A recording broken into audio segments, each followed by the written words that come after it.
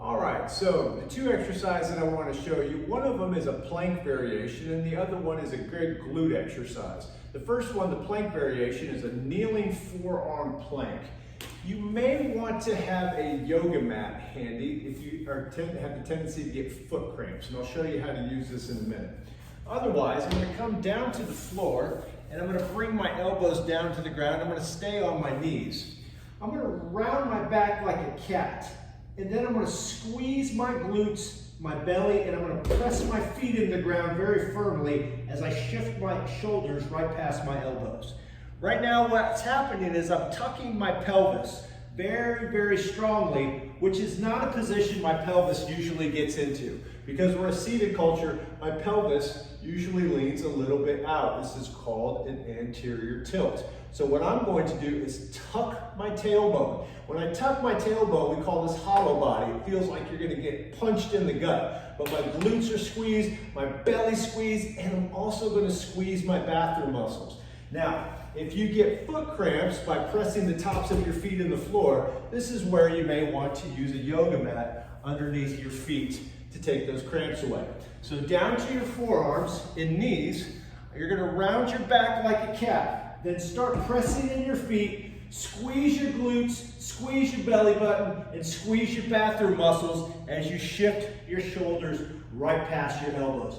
Everything's pressing. If you're quivering, you're doing it right. By pressing your feet in the floor, that's going to deepen that tailbone tuck, and then you can actively squeeze the glutes, the bathroom muscles, and the belly button all together. Hold it for a certain length of time, 10, 20, 30, 60 seconds as you're starting to get strong, but always grow into it with a sense of organic and incremental process. Don't go too much too fast, especially if you haven't done a variation like this before.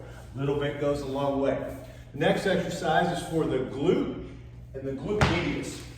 It also is a hip extension exercise, as most glute exercises are. I'm going to take a band, an exercise band, a short one, and start with something light until your body gets used to it. And you're going to bring it over above your knees. Coming down to your back, open your feet outwardly until you feel tension on the band, and try to concentrate on keeping your feet parallel. A lot of time your toes will turn out. Just do your best to keep them parallel. Then I want you to wiggle walk your shoulders together a little bit and keep your elbows on the floor as you extend your hips up. Here you're bridged up, and you can just try to hold this position and pull your knees out into the band, and you're going to feel some tension that starts to rise up on the outside of the glute as well as the center of the glute. So there's three big glute muscles, and we're working two of them very, very dominantly here in this exercise. Go down and touch the floor and then extend up.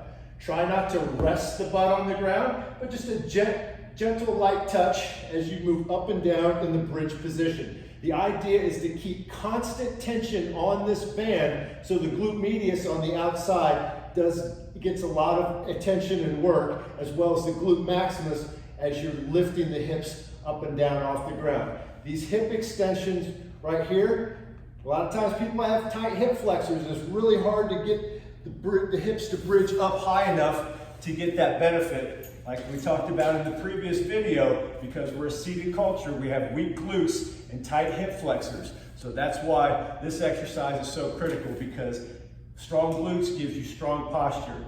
Good posture makes you a better runner. Please don't hesitate to message me with any questions. I hope these help, guys. They've helped me a lot. I appreciate it. Get registered.